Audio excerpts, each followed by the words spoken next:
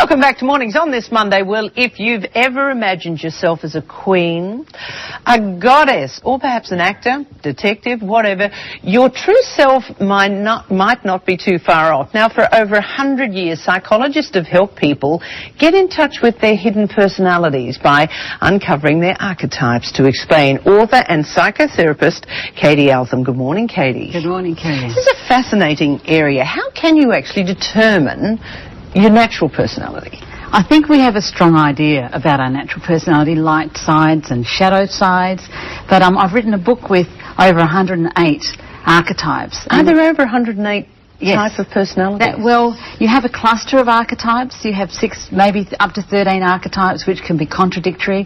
Parts of you that are shy, parts of you that are outgoing, parts of you that are career-minded, parts of you that might be funny, whatever.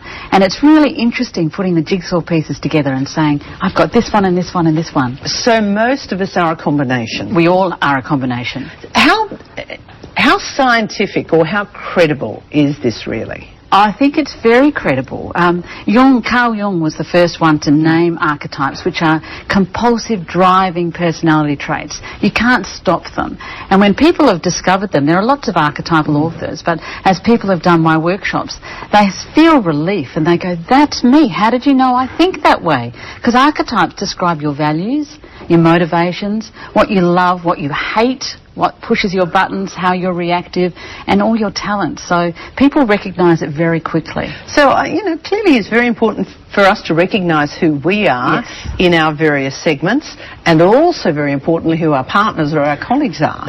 So let's get to how, are we born like that? Yes, we are. But how we're parented has a huge impact on how we may express our archetypes, whether we do them in a more shadow way or a lighter way. Okay, what are the top archetypes, personality types? Well, there's not a top lot, but there's some that are more common. Okay, well, let's have a look at some. Okay, if we, some of the famous people, a lot of us feel as if we know famous people. For instance, Kylie Minogue. What sort of personality type or archetype is she? Well, Kylie's interesting. She would be a princess, and I think everyone understands what a princess is. Paris Hilton's a princess as well. They're very popular, they're beautiful, they're into fashion, they're the trendsetters, they're the peer group leaders in the primary school, at high school, and they just seem to be able to attract friends easily, and they're often the people think, I wish I was like them, I wish I could be in their group. They do it effortlessly. It happens just easily for them. So she's a princess. I think everyone can see that. Yeah. She's also, I think, an Olympian, which is an Australian archetype, because countries have archetypes as well, and that's a very driven archetype, that they can push themselves very hard, with all her dancing and all the stuff that she does. Because her work ethic is phenomenal. It's huge. She's famous for that. And so that would be the Olympian, and maybe pushing yourself too far at times, where you're working and you've got an injury or your body's saying, stop, I've had enough. Olympians don't listen to that. They keep pushing past that threshold. What about Anna Nicole Smith? Oh, Anna Nicole Smith. This is an Aphrodite. Now, this is the sex goddess, as if, everyone can see that. And she really wanted to play that. She was playing it from Marilyn Monroe. And so she was wanting to be beautiful, something that every man would adore and want to have. When you've got that archetype in your cluster of archetypes, it dominates. It takes over everything else, so other parts of your personality may be underdeveloped and you're just playing that role all the time, and I think we can see that maybe contributed to her demise. We saw Stan Zemanek. Now, so many people know who Stan Zemanek is from radio and television. Yes. Who do you really think is his archetype? Well, I think he showed it very well there. I think he's a king.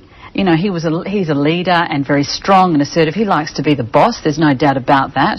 He wouldn't suffer fools easily, and he'd like the best in life. I think he's a Mars character, and that's like a Russell Crowe, Shane Warne, Pat Cash. He's a man's man, He'd like a drink with the boys and those sorts of things. Like his sport could be quite conservative in his values, but at heart of gold. And that's the thing with the king and Mars, as his wife showed us. He had a heart of gold, real family man, very protective, actually, those characteristics.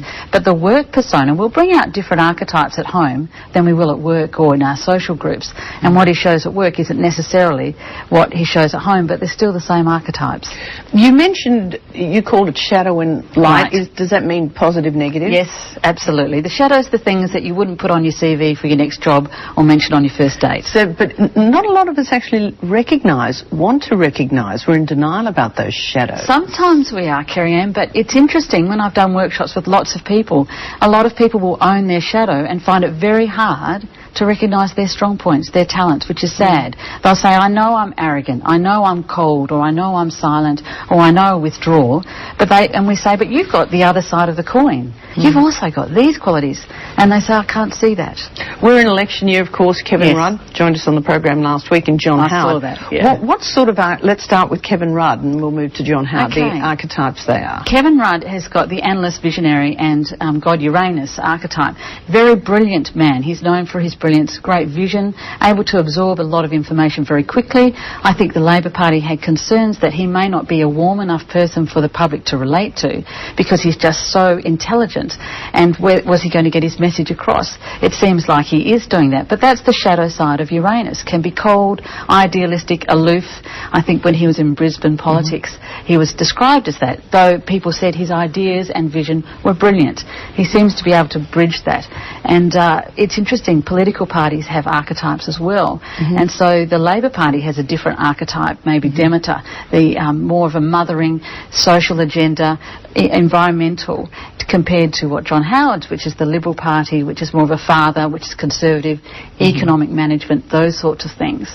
And most people, I think, feel as if they know John Howard. He's been our Prime Minister for a very long time. We've seen him through some crises, some happy and sad times. What are his personality types? Well, I think he has a father archetype, and where he has strong values and wants to guide people to be the best they can. Saturn archetype. He's a strong man about responsibility, ethics, discipline, but maybe conservative as well. And Stan Zemanek has that one, so as well. Hard taskmaster, very strong work ethic, those sorts of things, very traditional as well.